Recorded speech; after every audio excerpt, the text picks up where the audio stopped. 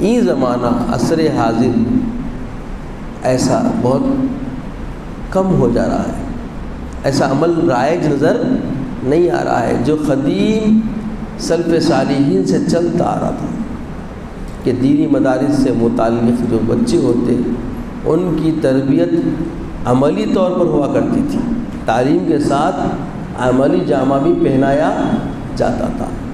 آج تعلیم تو عام ہو گئی ہے مگر تعلیم پہ عمل کی فکر محدود ہوتی چلی جا رہی ہے، اور اسلام کا مبادی جو تصور دیا گیا ہے وہ علم کے ساتھ عمل سے جڑا ہوا ہے۔ بولیے، علم کے ساتھ عمل سے جڑا ہوا ہے۔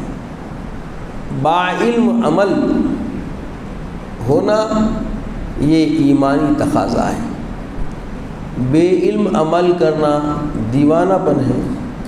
اسی لیے کہا گیا با علم بے عمل دیوانگی باشد،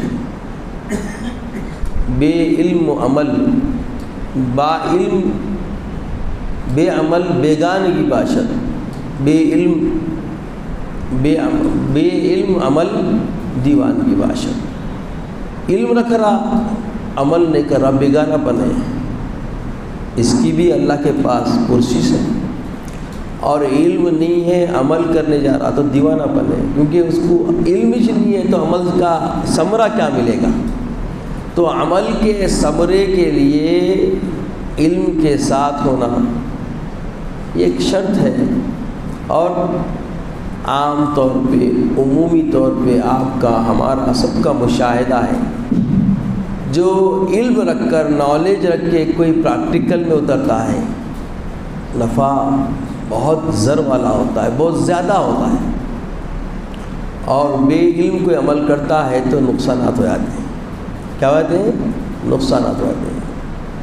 اب بہت سارے لوگ بس عمل کر لیتے ہیں اور مادی اعتبار سے فائدے میں آ جاتے ہیں اور سمجھتے ہیں یہ کامیابی کا مقام ہے، مگر اللہ کی بندگی میں، عقائد میں معاملہ یہ ہے کہ پہلے علم ہونا پھر عمل ہونا، تو اس کا فائدہ کیا ہوتا؟ عمل کا درجہ بڑھا دیا جاتا، جزا بڑھا دی جاتی۔ اگر بے علم کوئی نماز پڑھتا ہے تو صرف وہ حق ادا کر رہا ہے، مجبور ہے، لاچار ہے، کیونکہ نماز نہیں پڑھے تو نماز کیا ہے؟ الصلاۃ یفرق بین المؤمن والکافر، مومن اور